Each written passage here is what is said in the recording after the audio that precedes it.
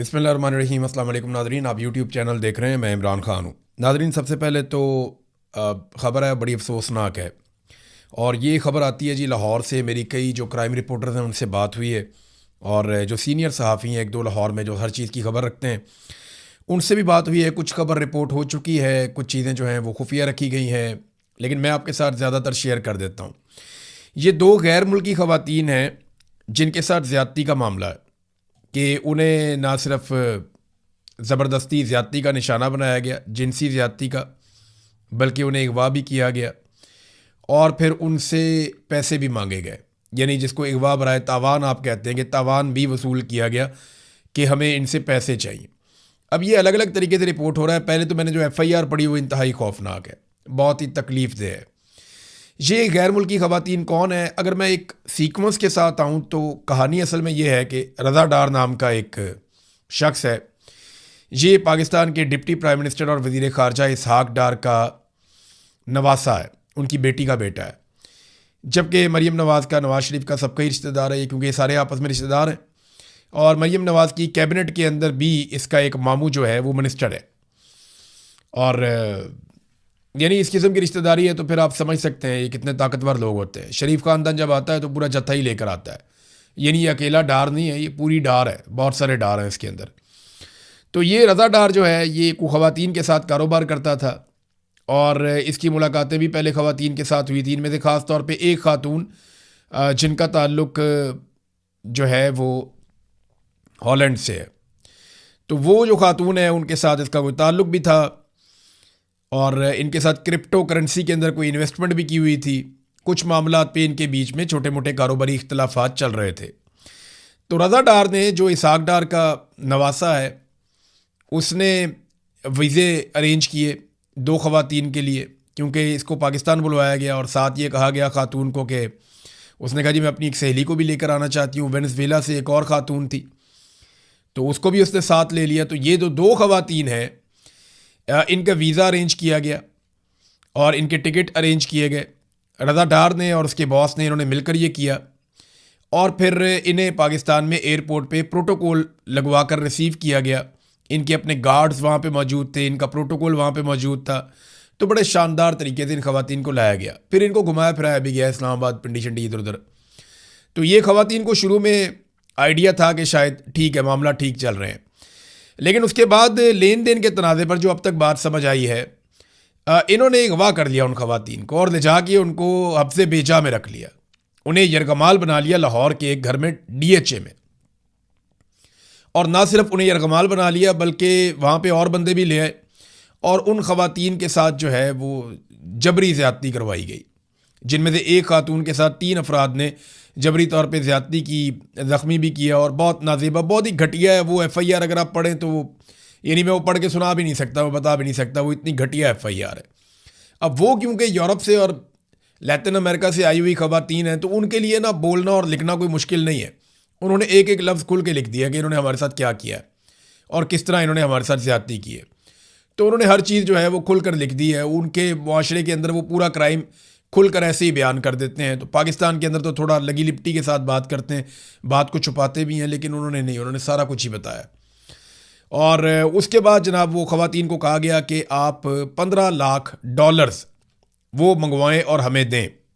अब ये एक तरह का तावान है कि ख़वातीन वहाँ पे हफ्ज़े बेजा में हैं, उनके साथ जिनसी जबरी तौर पे ज़्यादती हो रही है, और उनको धमकाया जा रहा है। उन्हें ये कहा जा रहा है कि तुम्हें मार देंगे और तुम्हारे जो ऑर्गन्स हैं, जो तुम्हारे जिस्म के आज़ा हैं अंदर से, वो निकाल के हम बेच देंगे, हम पैसा पूरा कर लेंगे। और धमकाया भी बहुत गया ख़वातीन को। उन्होंने सारा कुछ बताया उस FIR के, तो बड़ी खौफनाक FIR है। फिर जनाब उनके वालदैन से रब्ता करवाया गया ख़वातीन का कि $15 लाख का अरेंजमेंट किया जाए, $1.5 मिलियन, और वो दिया जाए रज़ा डार को और इसके बॉस को, इन लोगों को। अब ये जो खातून के वालदैन हैं उन्होंने रब्ता किया, फिर एम्बेसी के साथ रब्ता किया गया। अब मेरी इन्फॉर्मेशन के मुताबिक पुलिस ने फौरी तौर पे कार्रवाई नहीं की। ये बाद में मरीम नवाज़ ने और उनके लोगों ने ड्रामा कर दिया जी, 2 घंटे के अंदर कार्रवाई कर ली, बाजियाब करवा लिया, बंदे पकड़ लिए। ये सब झूठ है। पहले कुछ भी नहीं हो रहा था, लेकिन फिर उसके बाद जब एम्बेसी इन्वॉल्व होती है तो फिर एजेंसियाँ भी इन्वॉल्व होती हैं, और वो हर तरफ जहाँ जहाँ उनका हाथ पड़ता है, एम्बेसी ने फिर आगाह किया। उनके अपने चैनल्स होते हैं बाकायदा, तो वहाँ जब उन्होंने बताया तो फौरी तौर पे सिस्टम एक्टिवेट हो गया। फिर पंजाब हुकूमत को डंडा आया, फौरी तौर पे पुलिस ने जाके बाजियाबी करवाई, ख़वातीन को बाजियाब करवाया गया वहाँ से और मुलजिमान को गिरफ़्तार कर लिया गया। अब ये जो रज़ा डार है, ये जो इसहाक डार का नवासा है, बहुत करीबी रिश्तेदार है, ये पकड़ा गया और बाकी मुलजिमान भी पकड़े गए हैं और ख़वातीन बरामद हो चुकी हैं। उनका मेडिकल करवाया जा चुका है और मेडिकल करवाने के बाद उन्हें जुम्मे वाले दिन यानी आज के दिन वापस उनके मुल्क में रवाना कर दिया जाएगा। और मामला जो है वो कारोबारी था, क्योंकि देखें ना, इसहाक डार का ख़ानदान पूरी दुनिया में इन्वेस्टमेंट करता है। इसके बेटे भी बाहर इन्वेस्टमेंट करते हैं, इसहाक डार भी बाहर इन्वेस्टमेंट करता है, नवाज शरीफ भी करता है, नवाज शरीफ के बेटे भी करते हैं, सारा ख़ानदान पाकिस्तान से बाहर इन्वेस्टमेंट करता है। हालांकि ये जाके पाकिस्तानियों को ये कहता है इसहाक डार के आप मुहिब वतन होने का सबूत दें और अपना पैसा पाकिस्तान में लेकर जाएं, लेकिन उसका नवासा पाकिस्तान से बाहर इन्वेस्टमेंट कर रहा था। तो इसहाक डार के नवासे ने पाकिस्तान में सरमायाकारी लाने का एक नया तरीका ढूंढा कि औरतों को लेकर आओ, उन्हें अगवा करो, फिर उनका तावान मंगवाओ, तो ये एक तरह की सरमायाकारी है। इस तरह अब ये डॉलर पाकिस्तान में लेकर आएंगे। शर्म भी नहीं आती इन्हें, बिल्कुल शर्म नहीं आती। अपने इख्तियारात का हमेशा नाजायज़ इस्तेमाल करते चले आए, हमेशा किया है इन्होंने। मैं ख़बरें लाकर देता था एक दौर में इनके बारे में, बहुत सारी इस ख़ानदान के बारे में, लेकिन मीडिया छापता ही नहीं था। यानी मुझे बाकायदा लिख कर दे दिया जाता था इदारे की जानिब से कि नॉट रिक्वायर्ड, कि ये खबर हम छाप ही नहीं सकते। तब सोशल मीडिया इतना नहीं था तो खबरें चलती नहीं थी। तो माफिया की तरह ये ख़ानदान डील करता है। बहरहाल वो ख़वातीन आज वापस चली जाएंगी, उनका मेडिकल भी हो गया, सारे सबूत जो है वो इकट्ठे कर लिए गए। लेकिन कुछ सीनियर पुलिस एहलकारों से जब बात हुई, कुछ क्राइम रिपोर्टर्स की, तो उनको अंदाज़ा हुआ कि बहुत दबाव है।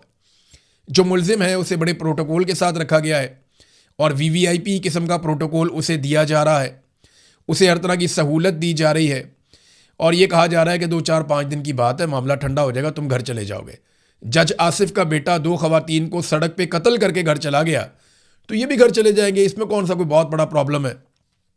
तो इस तरीके से इन चीज़ों को अभी तक मैनेज किया जा रहा है। बहरहाल ये एक इंतहाई अफसोसनाक वाक़या था। मैं एक सवाल करना चाह रहा था चट्टा साहब से, जो CTD को हेड करते हैं, जो बहुत सारे पुलिस मुकाबले करती है पंजाब में, जिन पे बहुत शोर मचा हुआ है कि ये जाली पुलिस मुकाबले करते हैं।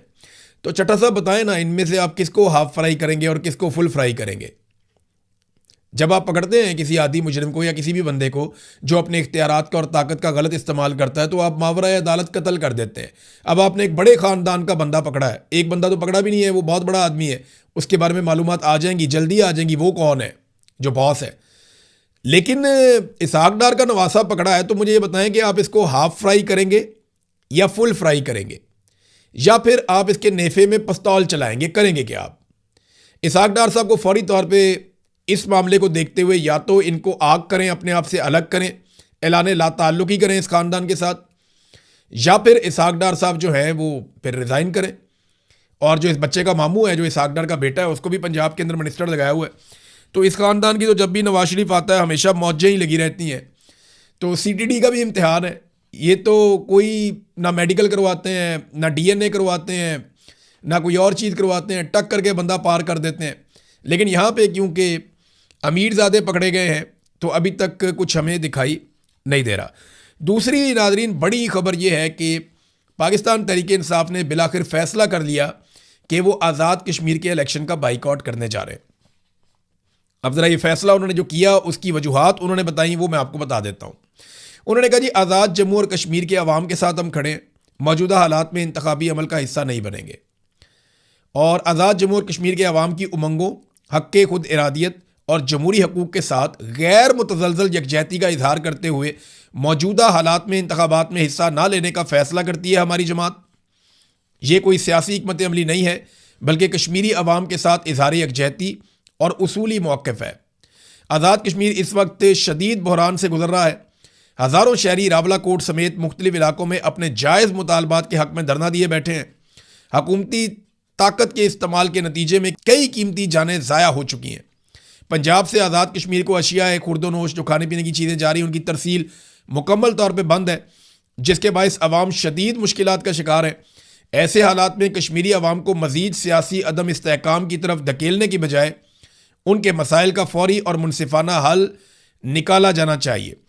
पाकिस्तान तहरीक इंसाफ समझती है कि मौजूदा इक़दाम आज़ाद जम्मू और कश्मीर की आइनी, जमहूरी और सियासी शनाख्त को मजरू कर रहे हैं और एक ऐसा माहौल पैदा किया जा रहा है जो आज़ाद कश्मीर और मकबूजा जम्मू और कश्मीर के दरमियान मौजूद बुनियादी फ़र्क को मिटाने का बाइस बन रहा है। यह तर्ज अमल पाकिस्तान की तारीखी कश्मीर पॉलिसी के लिए भी नुकसानदेह है। जब कश्मीरी अवाम खुद एहतजाज पर हों, इनकी नुमाइंदा आवाज़ों को दबाया जा रहा हो, सियासी कारकुनों के खिलाफ कार्रवाइयाँ हो रही हों, क़यादत को गिरफ्तार किया जा रहा हो, मीडिया पर कदगने हों और इजहार राय की आज़ादी महदूद कर दी गई हो, तो ऐसे माहौल में इंतखाबी अमल अपनी साख और मानियत खो देता है। यानी कोई मानी नहीं है इस इलेक्शन को करवाने में। पाकिस्तान तहरीक इंसाफ कश्मीरी अवाम की आवाज़ को नज़रअंदाज करके इक़्तिदार की सियासत नहीं करेगी। हमारी अव्वलीन तरजीह कश्मीरी अवाम के बुनियादी हकूक़ और उनके जमहूरी मुतालबात और इंसाफ पर मबनी सियासी अमल की हमायत है।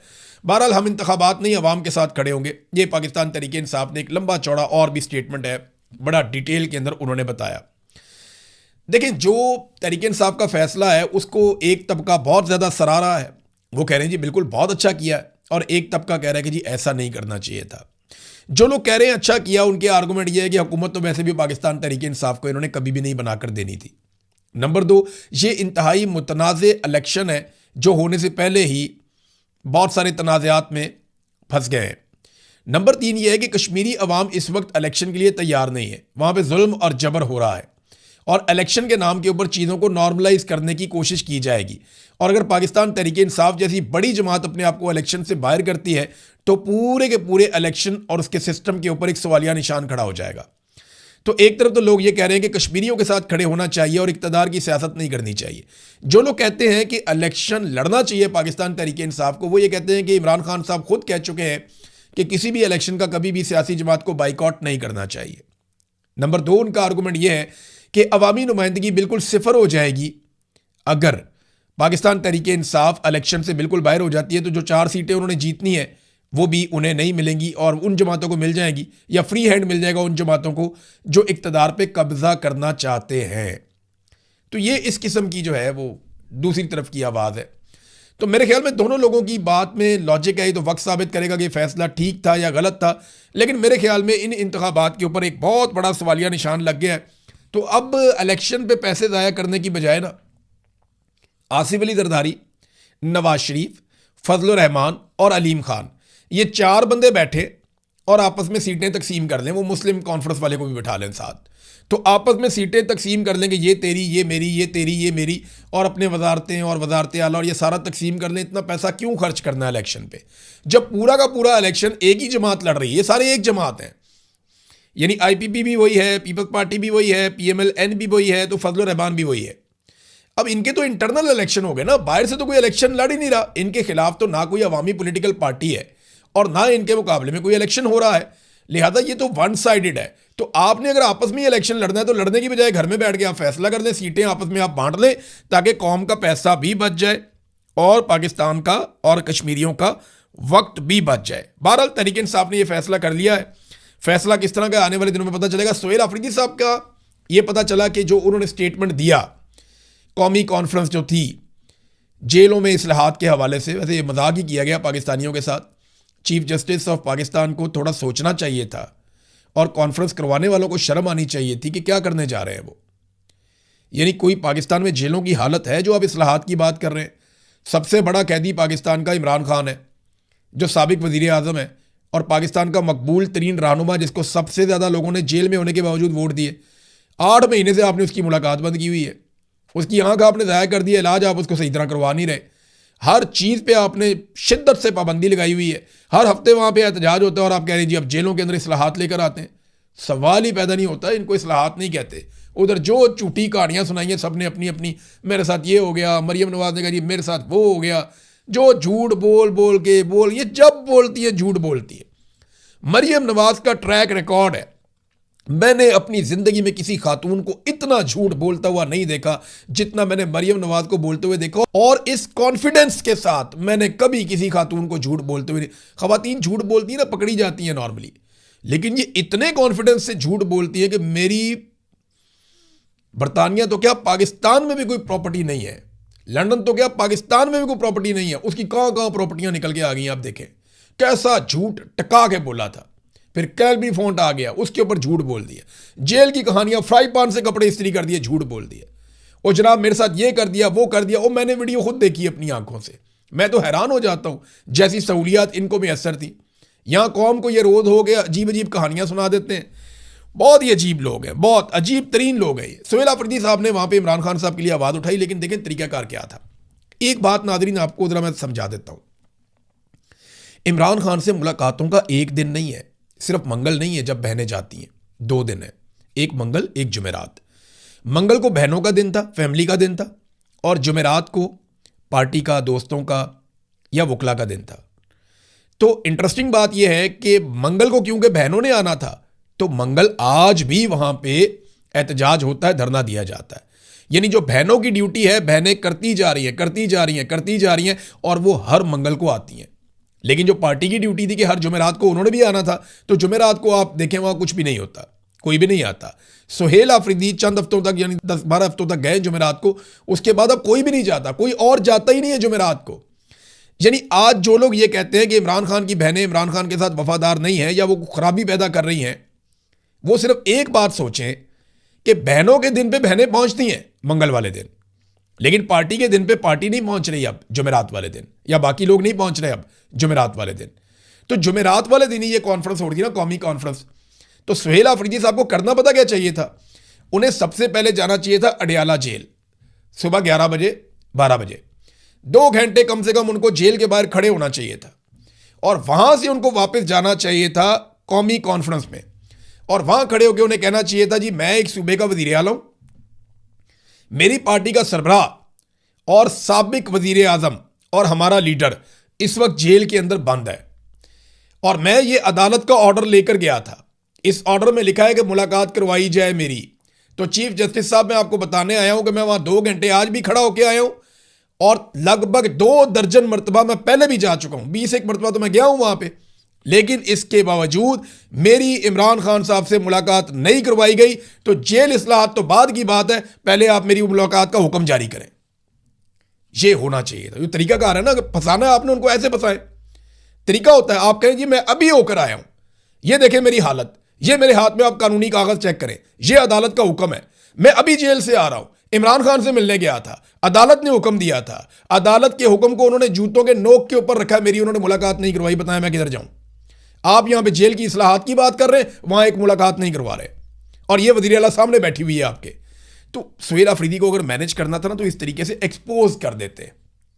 नादरीन, आजकल ना ऐसा लगता है कि हुकूमत को सिंध तास मुआहदे के बारे में अभी अभी पता चला है, शायद पहले इन्हें पता नहीं था।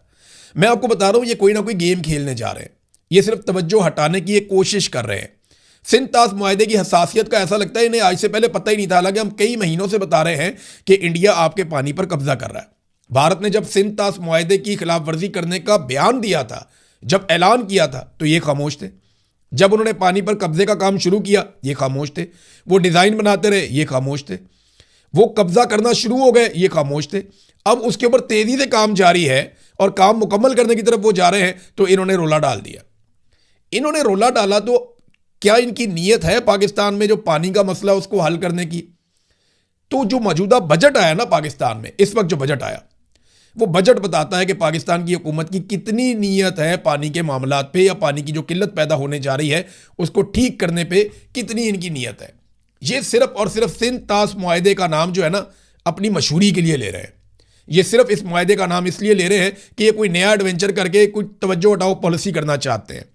सीरियस नहीं है ये। अगर ये सीरियस होते ना, तो मौजूदा बजट में पानी के सेक्टर में जो फंड्स है ना पाकिस्तान के बजट में, उनमें 27% मजीद कटौती कर दी गई है, यानी बढ़ाने के बजाय कम कर दिया गया।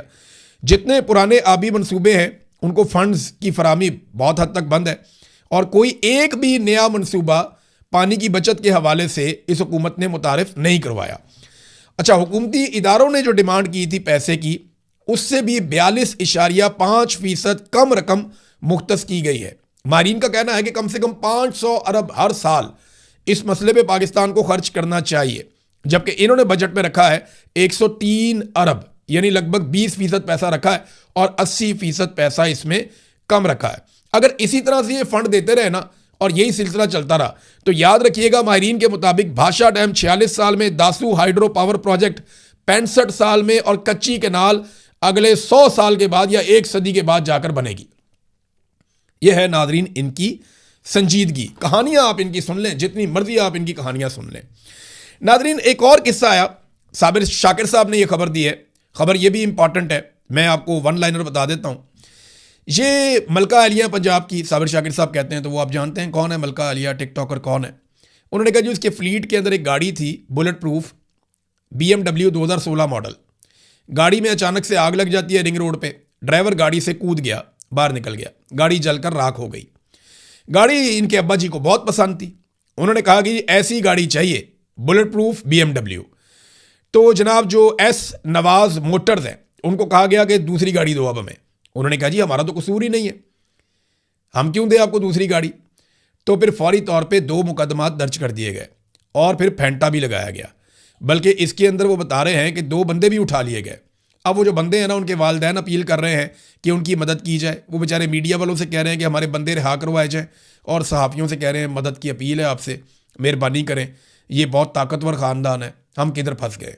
ये है नादरीन सूरत हाल। देखिए मरीम नवाज़ का वो जो जुमला था ना, वो तो मैंने सुन लिया था, आपको भी सुनवा दिया था, ख़रीदा है भाई, जो उखाड़ना है उखाड़ लो। उस जुमले से भी ज़्यादा खौफनाक एक और चीज़ थी उस वक्त, वो मैंने पहले तवज्जो नहीं दी, मैंने बाद में सुना तो मुझे आइडिया हुआ। देखिए ये जो जुमला था ना, ये एक औरत का जुमला था। वो ज़ाती तौर पे शरीफ ख़ानदान के इतनी करीब है, उनको लोग कहते हैं कि वो मुलाजमा है मरीम नवाज़ की, मुलाजमा लोग उन्हें कहते हैं कि वो नौकरानी है मरीम की। और लोग ये कहते हैं कि वो बहुत खादमाओं की तरह कभी बैग उठा लिया, कभी ये कर दिया, कभी वो कर दिया, बहुत खिदमत गुजार है, तो वो कुछ भी करे तो जायज़ है, समझ आती है। लेकिन जब उसने कहा ना कि जहाज़ की बात करते हैं, ख़रीदा है भाई, उसके बाद जो कह लगे ना हॉल में, पाकिस्तान के गरीबों का कैसा मजाक उड़ाया इन सब ने मिलके। ये फार्म 47 के ऊपर जो जाली लोग मुसल्लत किए गए, ये इस काबिल समझते हैं कौम को। ख़रीदा है भाई जहाज़, उसके बाद सारे हंस रहे थे, कह लगा रहे थे। तो ये जो कह थे ना, इन्होंने मेरे ख्याल में असल काम इन्होंने किया है, और ये असल तस्वीर है इस जमात की कि इनको बिल्कुल परवाह नहीं है पाकिस्तानियों की। नाज़रीन, जो वकील जिसने मारंग बलोच साहिबा के खिलाफ मैं इसलिए कह रहा हूँ कि एक्चुअली तो मारंग बलोच की तरफ से पेश हुए थे वो, बाकी वकला ने मना कर दिया था, जबकि मारंग बलोच ने कहा था जी कि मैं कोई वकील नहीं करना चाहती। तो सरकार ने फिर आपको पता है कि अपनी तरफ से एक वकील फराहम किया ताकि मारंग बलोच को उम्र कैद की सज़ा दी जा सके। तो वकील सैयद इकबाल शाह एडवोकेट ये पेश हो गए थे। अब इन्हें एडिशनल एडवोकेट जनरल खुशदार तैनात कर दिया गया है। 3 लाख से ज़ायद इन्हें अलाउंस मिलेगा। तो एक तो मेहरबानी होगी इनके ऊपर, दूसरा मुझे कोई दोस्त वहाँ पे ये कह रहे थे कि शायद इनको मुस्तकबिल में कोई जज वज भी बना दिया जाए, इसके भी इम्कानात बन रहे हैं। बहरहाल नाज़रीन, अभी इस वीलॉग को यहाँ ख़त्म करते हैं। ख़बरें और बहुत सारी हैं, बड़ी इंपॉर्टेंट हैं, लेकिन हम अगले वीलॉग में डिस्कस करेंगे। अब तक के लिए इतना ही। अपना ख्याल रखिएगा, अपने इस चैनल का भी। अल्लाह हाफ़िज़।